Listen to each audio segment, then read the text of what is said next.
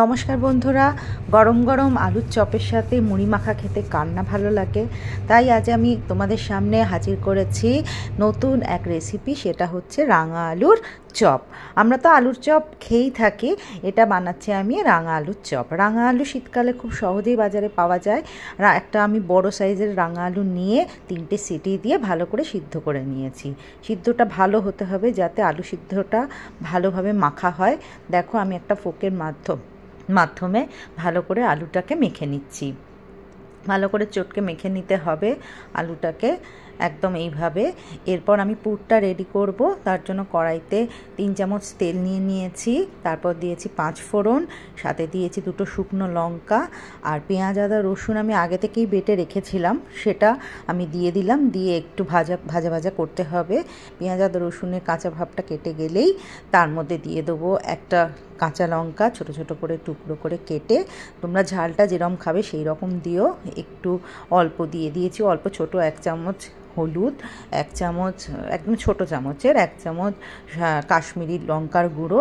আর যেটা দিয়েছি সেটা, যে 1 চামচ মশলাটা দিলাম সেটা হলো গোটা জিরে, গোটা ধনে আর শুকনো লঙ্কা। এটা একটা ড্রাই রোস্ট করে আমি মিক্সিতে পেস্ট করে ওই মশলাটা আমি বানিয়েই রাখি, সেটা আমি বানিয়ে রেখেছি। তার মধ্যে সিদ্ধ করে মেখে রাখা আলুটা দিয়ে দিলাম চাট মশলা আর দেবো স্বাদ মতো লবণ দিয়ে দিলাম। দিয়ে ভালো করে নাড়তে হবে, একদম পুরটা একদম শুকনো হয়ে যাবে এইভাবে নাড়বো। একটু দিয়ে দিলাম ধনে পাতা আর এবার দেব 1 চামচ বিস্কিটের গুঁড়ো দিলে একদম পুরটা টাইট হয়ে যায়। পুরটা টাইট হলে কি হবে, চপটা ভালো করে গড়তে সুবিধা হবে। আমি 1 চামচ বিস্কিটের গুঁড়ো দিয়ে দিলাম, দিয়ে একদম নাড়াচাড়া করতে শুরু করলাম। নাড়াচাড়া করতে করতে একদম শুকিয়ে গেছে, আমার পুরটা রেডি হয়ে গেছে। আমি একটা প্লেটে আলাদা করে রেখে দিলাম।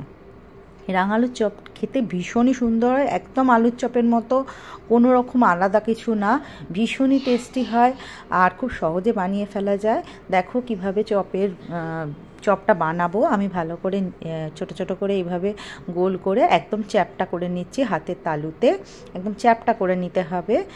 এইভাবে ঠিক গড়ে ফেলবো আমি সব কটা আলুর চপ। দেখো কিভাবে বানাচ্ছি, একদম এরমভাবে বানাবে। সাইজটা আমি এই সাইজ করেছি, তোমরা একটু বড় করতে পারো আবার একটু ছোট করতে পারো। আমি এই মাঝারি সাইজ করেছি। আমি সব কটা চপ এভাবে গড়ে নেবো, গড়ে একটা প্লেটে রেখে দেব। আমার মোটামুটি 6টা হয়েছে। শীতকালে রাঙা আলুর চপ খেতে ভীষণ ভালো লাগে, তোমরা বাড়িতে অবশ্যই ট্রাই করো আর খেয়ে দেখবে সবার ভালো লাগবে। এবার আমি ব্যাটারটা রেডি করে নেব। ব্যাটারটা রেডি করার জন্য একটা বাটিতে আমি পরিমাণ মতো বেসন নিয়ে নিলাম, স্বাদ মতো লবণ দিলাম, একটু কাশ্মীরি মির্চের গুঁড়ো দিলাম সামান্য, আর দেবো বেকিং সোডা। 1/2 চামচের 1/2 চামচ দিলাম। বেকিং সোডা বেশি দিলে তিতো হয়ে যায়, তাই অল্পই দিলাম। এবার অল্প অল্প করে জল দিয়ে আমি ব্যাটারটাকে গুলে নেব। ব্যাটারটা একদম পাতলা হবে না, ঘন হবে। আলুর চপের ব্যাটার ঘন হয় ঠিক এইরকম। দেখো,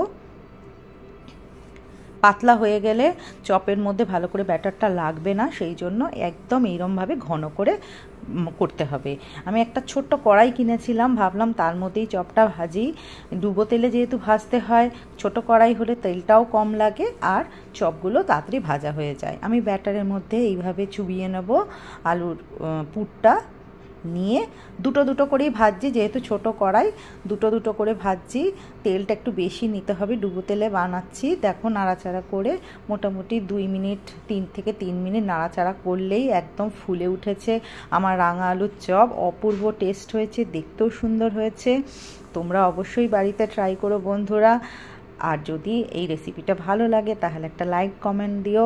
রেসিপিটা এতক্ষণ ধরে দেখার জন্য অনেক অনেক ধন্যবাদ। তোমরা অবশ্যই এই রেসিপিটা বাড়িতে ট্রাই করো।